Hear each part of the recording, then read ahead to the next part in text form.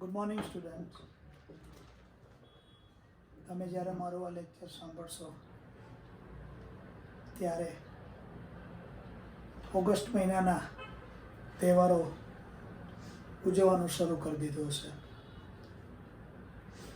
રક્ષાબંધન પૂરી કરી હશે. આ વખતની રક્ષાબંધન કદાચ અગાઉના વર્ષો કરતાં જુદી રીતે પણ ઉજવી હોય. બેન ભાઈને ત્યાં ન પણ આવી હોય અને વિડીયો કોલિંગથી વર્ચ્યુઅલ રક્ષાબંધન પણ ઉજવી હોય. એ રીતે પણ એ ઉજવણી કરી હોય તો એનો પણ તમને મુબારક, હેપી રક્ષાબંધન. હવે સાતમ આઠમ આવશે. ધાર્મિક પ્રસંગો પણ કરી શકીએ એમ નથી, એટલે ઘરમાં જ ઉજવવાનું રહ્યું. બીજું, ઓગસ્ટ મહિનો એ ઇતિહાસની દ્રષ્ટિએ ક્રાંતિનો મહિનો છે. તમે સમાજ વિદ્યામાં શીખ્યા હશો કે ઘણી બધી વસ્તુઓ કે જે ઇતિહાસમાં નોંધાયેલી છે એ ઓગસ્ટ મહિનામાં જ થયેલી છે. આપણે આપણી નજીકની વાત કરીએ તો ગયા વર્ષે 5 ઓગસ્ટે અખંડ ભારતની જે 370મી કલમ કાશ્મીરમાં રદ થઈ એને વર્ષ પૂરું થાય છે.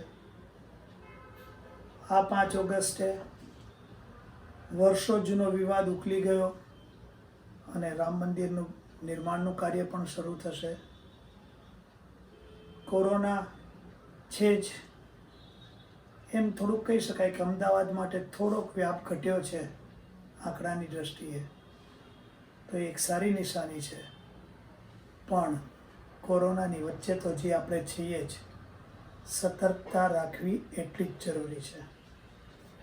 હવે આપણે આપણા પ્રકરણની ઉપર જઈએ અને મધ્યસ્થમાં મેં તમને છેલ્લે સંચયી આવૃત્તિ કઈ રીતે શોધાય એની વાત કરી હતી. હવે આમાં સંચયી આવૃત્તિમાં 2 પ્રકારના વિવરણ આવે કે વિતરણ આવે. એક આવે થી ઓછા પ્રકારનું આવૃત્તિ વિતરણ અને બીજું આવે થી વધુ પ્રકારનું આવૃત્તિ વિતરણ. એટલે કે સંચયી આવૃત્તિ 2 રીતે વહેંચી શકાય. એક થી ઓછા પ્રકારનું અને બીજું થી વધુ પ્રકારનું. આ બંને રીતે આપણને આવૃત્તિ વિતરણમાં સંચયી આવૃત્તિ ગણતા આવડવી જોઈએ.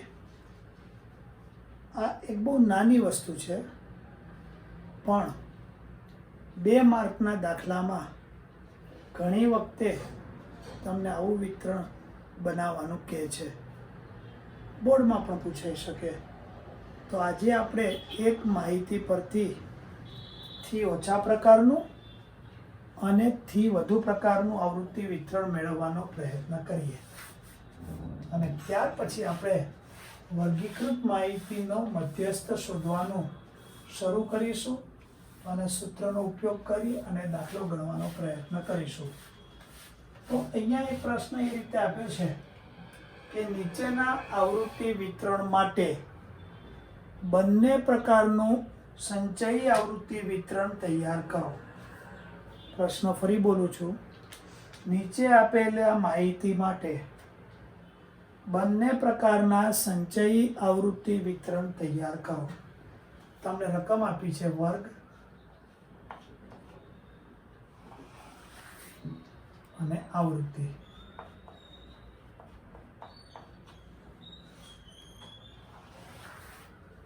એક વર્ગ છે 0 થી 10,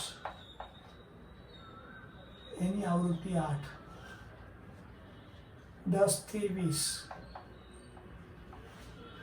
એની આવૃત્તિ 15. 20 થી 30 એની 18. 30 થી 40 6 અને 40 થી 50 ની 3. આના પરથી આપણે બંને પ્રકારના સંચય આવૃત્તિ વિતરણ તૈયાર કરવાના છે. તો જુઓ, હું પહેલા થી ઓછા પ્રકારનું સરળ બનાવું છું.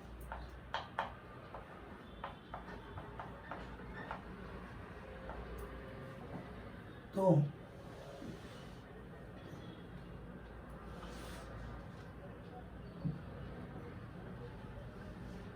થી ઓછા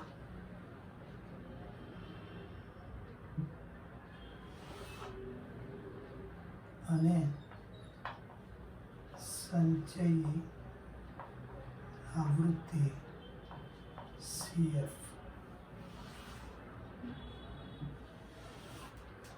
હવે તમારે જ્યારે થી ઓછા પ્રકારનું આવૃત્તિ વિતરણ બનાવવાનું હોય ત્યારે દરેક વર્ગની ઉર્ધ્વ સીમાથી ઓછું શબ્દ લખવાનું. તો 0 ને 10 ની ઉર્ધ્વ સીમા 10 છે, એટલે 10 થી ઓછા. પછી 20 થી ઓછા. એવી રીતે 30 થી ઓછા, 40 થી ઓછા અને 50 થી ઓછા.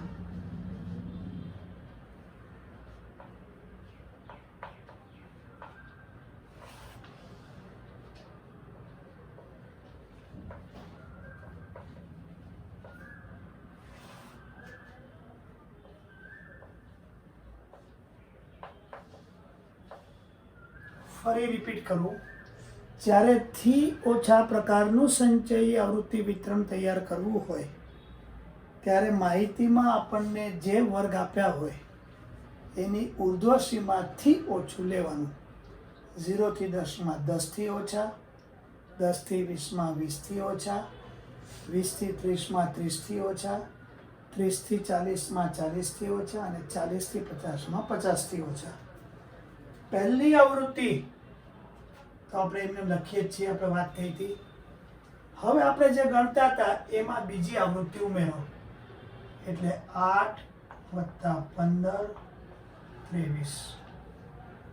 પાછું 23 માં 18 ઉમેરો 41. 41 માં 6 ઉમેરો 47 અને 47 માં પછીની આવૃત્તિ ઉમેરો 50. તો આ તમારું થી ઓછા પ્રકારનું આવૃત્તિ વિતરણ આપણે તૈયાર કર્યું. હવે આપણે અહીંયા તો જે રીતે સંચયી આવૃત્તિ શોધવાનું ગયા લેક્ચરમાં મેં તમને શીખવ્યું હતું કે સરવાળો કરતા જવાનું, એ જ કર્યું છે, બીજું નવું કશું કર્યું નથી. હવે હું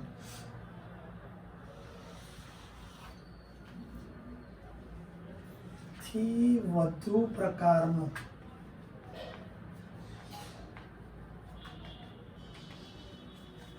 તો એમાં પણ આપણે કોષ્ટક તો બનાવશું જ, પણ અહીંયાથી વધુ લઈશું અને ત્યાર પછી આપણે સંચયી આવૃત્તિ લઈશું.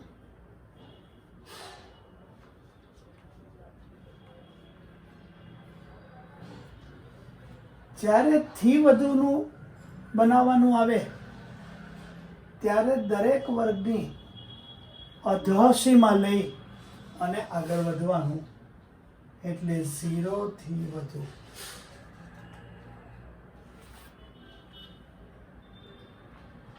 દસ થી વધુ, 20 થી વધુ, 30 થી વધુ અને 40 થી વધુ. તો હું ફરી એકવાર તમને સમજાવી દઉં. થી ઓછા પ્રકારમાં દરેક વર્ગની ઉર્ધ્વ સીમા લેવાની અને થી વધુમાં દરેક વર્ગની અધરસીમા લેવાની. 0 થી 10 0, 10 થી 20 10, 20 થી 30 20, 30 થી 40 30, 40 થી 50 40. હવે અહીંયા આપણે પહેલા કુલ આવૃત્તિનો સરવાળો જોઈ લઈશું. 8 ને 15 23 ને 18 41 ને 6 47 ને 3 50. તો પહેલો આંકડો આપણે અહીંયા મોટામાં મોટો 50 મૂકીશું. તો તમે જુઓ 0 થી વધુ તેમાં બધી આવૃત્તિ આવી ગઈ 50. હવે આપણે આ 50 માંથી પહેલી આવૃત્તિને બાદ કરીશું એટલે 42. 42 માંથી પછીની આવૃત્તિ 15 બાદ કરીશું 27. 27 માંથી આવૃત્તિ 18 બાદ કરીશું 9 અને 9 માંથી 6 બાદ કરીશું એટલે 3. તમે જુઓ છેલ્લી આવૃત્તિ 3 આવી ગઈ. 40 થી વધુ 3 છે.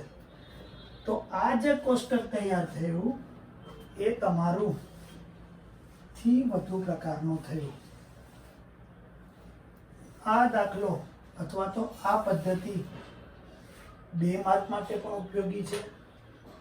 અને આપણે મધ્યસ્થ પૂરો કર્યા પછી એક આલેખ દોરવાનો આવશે કે જ્યાં આંકડાશાસ્ત્રમાં આ પ્રકરણમાં ને 10મા ધોરણમાં આંકડાશાસ્ત્રમાં એક અને માત્ર એક જ આલેખ છે કે થી ઓછા પ્રકાર અને થી વધુ પ્રકારનું સંચયી આવૃત્તિ વક્ર એક જ આલેખ પત્ર પર દોરો અને એના ઉપરથી આપણે કંઈક તારણ કાઢવાના છીએ.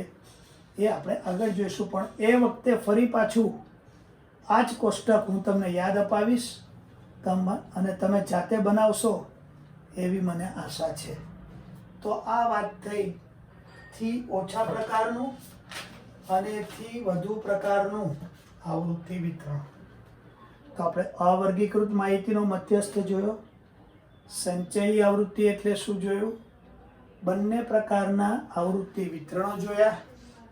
હવે આપણે વર્ગીકૃત માહિતી માટે મધ્યસ્થ શોધવાની વાત કરીએ.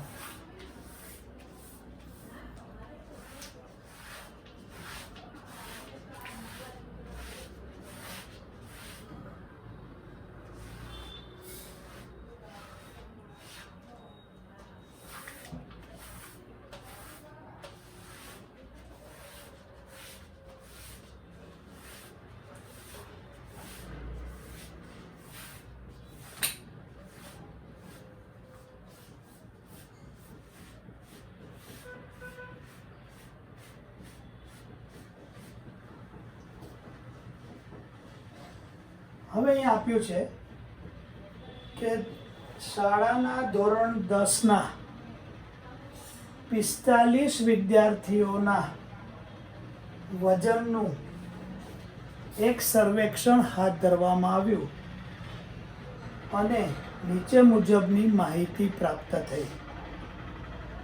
એ માહિતી આપણને કોષ્ટક રૂપે આપી છે અને આપણે આ માહિતીનો મધ્યસ્થ શોધવાનો છે. તો પહેલા તો હું એ જે પ્રશ્નમાં રકમ આપી છે એ વજન અને વિદ્યાર્થીઓની સંખ્યા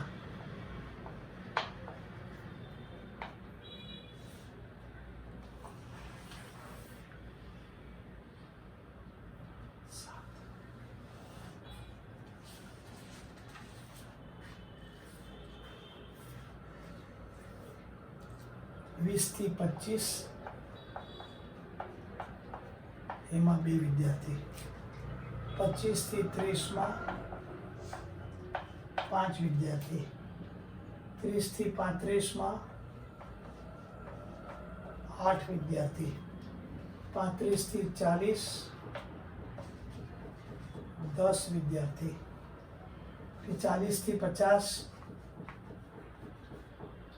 7 વિદ્યાર્થી, 45 થી 50 10 વિદ્યાર્થી અને 50 થી 55માં 3 વિદ્યાર્થી.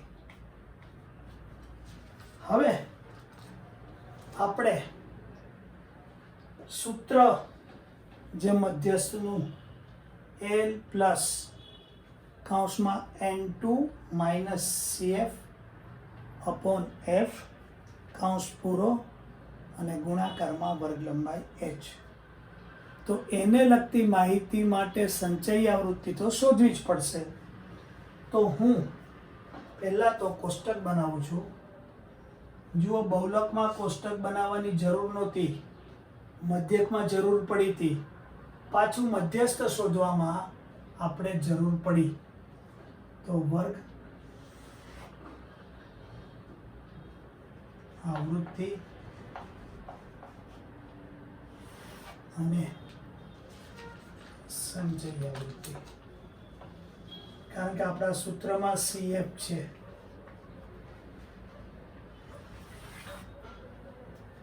તો પહેલો છે 20 થી 25,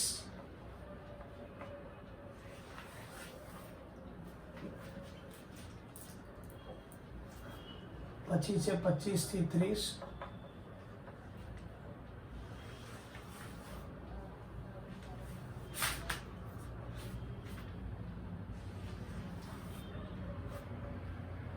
પછી છે 30 થી 35,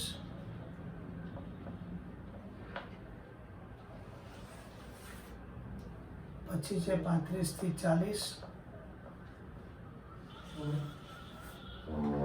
પછી છે 40 થી 50, 40 થી 45 અહીંયા, સોરી,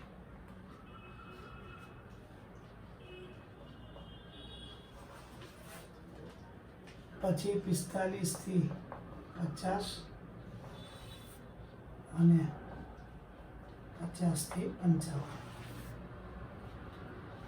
તમને આવૃત્તિ તો આપેલી જ છે, 2, 5, 8, 10, 7, 10 અને 3. હવે અહીંયા આપણે કુલ રેખાનો પાડીએ એટલે આપણને n મળી જાય.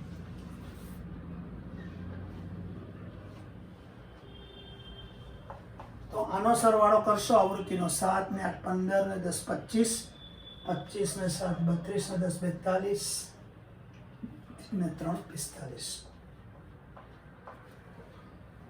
હવે આપણે થી ઓછા પ્રકારની જ સંચયી આવૃત્તિ કરવાની, એટલે 2 વત્તા 5 7, 7 વત્તા 8 15, 15 વત્તા 10 25, 25 વત્તા 7 32, 32 વત્તા 10 42 અને 42 વત્તા 3. જો આ અને બે સરખા આવી ગયા. તો આ આપણા માટેનું કોષ્ટક બન્યું. હવે તમે જો સૂત્ર મોઢે કર્યું હશે અને લખ્યું હશે તો તમને યાદ હશે કે L એટલે મધ્યસ્થ વર્ગની અધઃ સીમા. પણ મધ્યસ્થ વર્ગ કયો લેવો? તો બહુલક વખતે મેં તમને એમ સમજાવ્યું હતું કે જેની આવૃત્તિ વધુમાં વધુ હોય એનો જે વર્ગ એ બહુલક બને, બહુલકીય વર્ગ બને. અહીંયા એવું ના થાય. અહીંયા બહુલકીય વર્ગ માટે n આપણે મધ્યસ્થ વર્ગ માટે મધ્યસ્થ વર્ગ માટે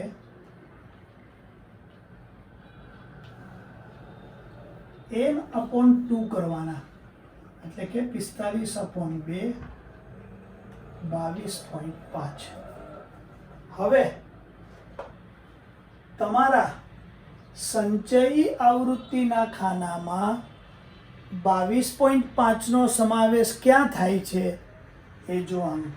તો 2 હોય તો 22.5 ના આવે, 7 હોય તો પણ ના આવે, 15 હોય તો પણ ના આવે, પણ 25 ની અંદર 22.5 આવી ગયા.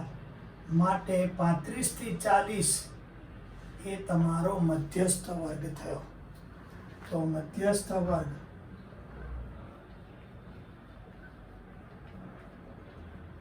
35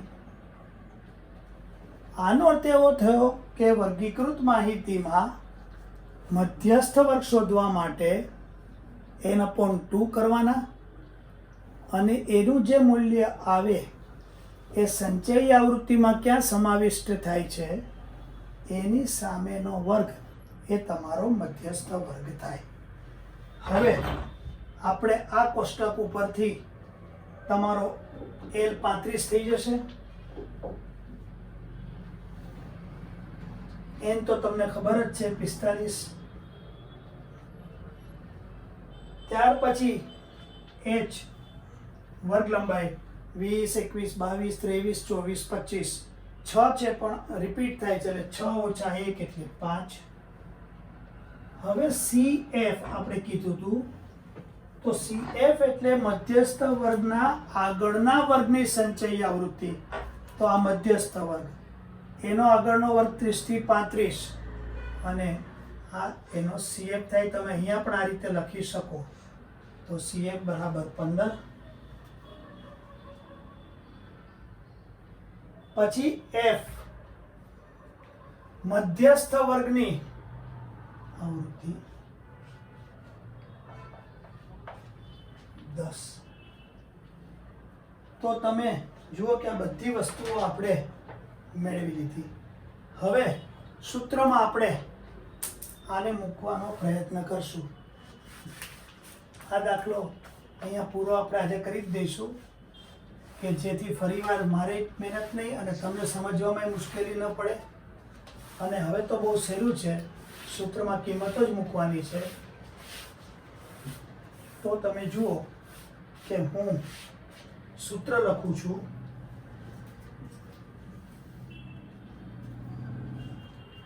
m બરાબર L પ્લસ કૌંસમાં n/2 માઇનસ CF છેદમાં F ગુણ્યા H. જેમણે આ સૂત્ર મોઢે કર્યું હશે લખ્યું હશે એને મુશ્કેલી નહીં હોય. હવે તમે જુઓ કે L તો આપણા 35 છે જ, n/2 એટલે 45/2 એટલે 22.5, CF 15 છે, F 10 છે અને H 5 છે. હવે તમે જુઓ 35 વત્તા 22.5 માંથી 15 જાય એટલે 7.5 છેદમાં 10 ગુણ્યા 5.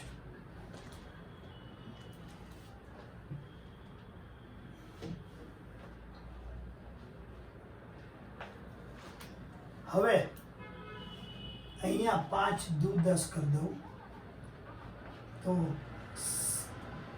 75/7.5 ના 10 અને 2 એટલે 35 વત્તા 75/20 એટલે 35 વત્તા આનો ભાગાકાર કરશો એટલે તમને 3.75 આવશે. કદાચ મુશ્કેલી પડે તો ફરી તમને અહીંયા બતાવી દઉં. 20 તેરી 60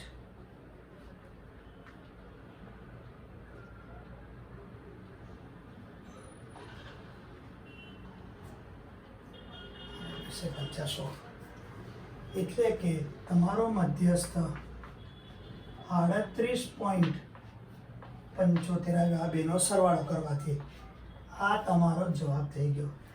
તમને ખ્યાલ આવી ગયો હશે કે કોષ્ટકમાંથી જો કરીએ તો બહુ જ સરસ રીતે સહેલાઈથી આપણે દાખલો ગણી શકીએ અને તમે જવાબ સુધી બહુ સહેલાઈથી પહોંચી વળો. અગત્યનું એ જ છે કે આ દરેકનો અર્થ તમને ખબર હોવો જોઈએ અને ત્યાર પછી તમે માત્ર સૂત્રની અંદર આ કિંમત મૂકો તો તમને કોઈ પણ દાખલો આ રીતે અચૂક આવડી જાય. આજે અહીંયા આપણે અટકીએ છીએ. આજે જે દાખલા ગણાવ્યા એ પણ ગણજો બરાબર અને સૂત્ર બરાબર મોઢે કરજો. અને ત્યાર પછી હજી એકાદ મધ્યસ્થનો દાખલો, ખૂટતી આવૃત્તિ અને ત્યાર પછી આલેખ કરીશું અને છેલ્લે મધ્યસ્થ અને બહુલકને ત્રણેયને એકસાથે સાંકળતું એક સૂત્ર છે. એ સૂત્ર વિચારીશું અને એને લગતા ઓબ્જેક્ટિવ કરીશું. અહીંયા આજનું પૂરું કરું છું. Thank you.